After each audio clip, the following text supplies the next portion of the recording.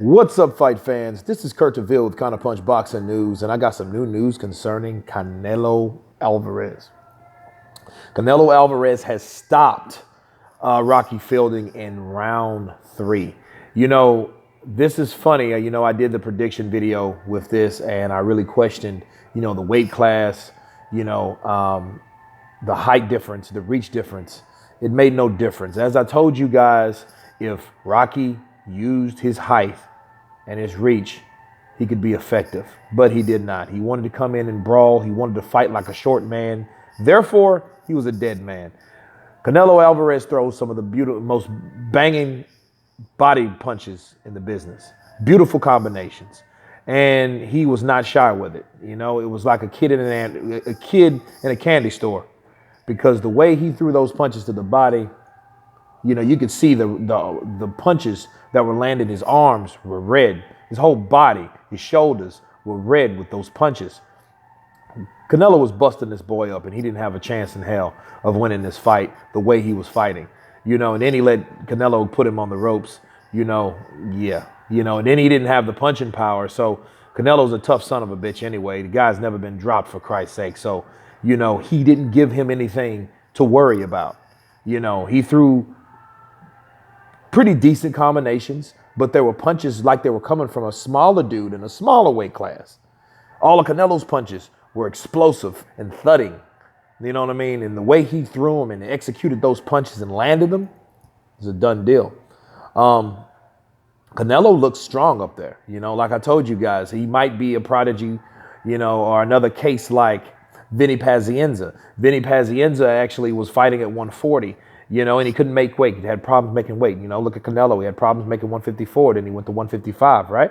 So, he looks stronger up there. This looks like, it's just another option. He's a WBA champion now. He took the belt from the weakest link, I feel. Of course, this isn't Callum Smith. It's 25-0 with a high knockout percentage like this.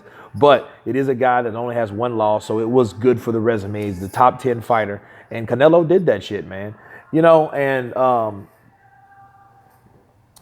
I like that Danny Jacobs was there. I like that Anthony Joshua was there. I'm glad that these fighters on DAZN are supporting their DAZN fighters. That's very important. A lot of people, you need to support DAZN. And everyone should support each other. You know what I mean? As long as pay-per-view's around, pay-per-view should be, honored too. Support pay-per-view. That's the pinnacle. You know what I'm saying? That's how it used to be. Or that's how it still is, mind you. I love pay-per-view fights, you know what I mean? Because, you can make a day out of it. It's camaraderie with people, you know what I mean? Have a party, have a cookout or whatnot. But DAZN is in the house. Love the app.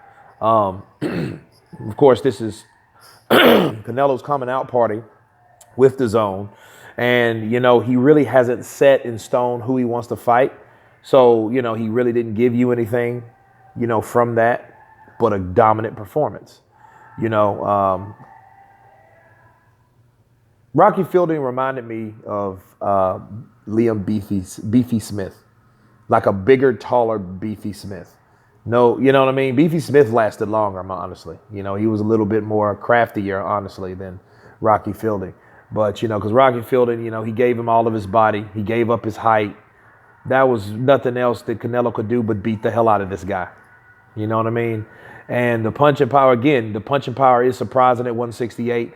I could see Canelo going to 175. He would be a shorter, light heavyweight. But, if his punching power will carry up to 175, oh well. You know what I mean? Maybe I'm jumping the gun because, again, this is Rocky Fielding. This isn't Callum Smith. This isn't Uskateki. This isn't, Ramirez. This isn't these guys. So, it's hard to make that, assumption. All right. Likewise, the 160.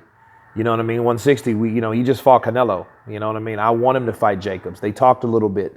It wasn't a call out necessarily. It was a respectful thing. It was a respect thing because these guys, are they're in camaraderie with each other. They're in collaboration with each other now. Eddie Hearn and Oscar De La Hoya, these guys, they were both there. Of course, Fielding was an Eddie Hearn guy. He was stone-faced the whole time out because I was watching him. You know what I mean? And I'm looking at Eddie Hearn. Eddie Hearn would kind of look and see what the hell was going on. But, Rocky Fielding went down. But, yeah, that fight was a dominant performance by Canelo Alvarez. Really, what more can I say about it? He looked good. He looked impressive. He looked healthy. You know what I'm saying? Because a lot of times when he was trying to make that 154, he was looking like Skeletor. Like real talk. He was looking like, dude, what the hell? You know what I mean? He looked starched, drained. So, but yeah, he did look healthy. The punches looked like they carried up.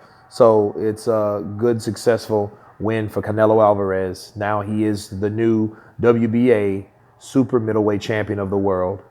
And, he adds to the collection. But anyway, you guys tell me what you think about Canelo Alvarez and Rocky Fielding. Of course, please subscribe, guys. You guys been Counterpunched. Peace.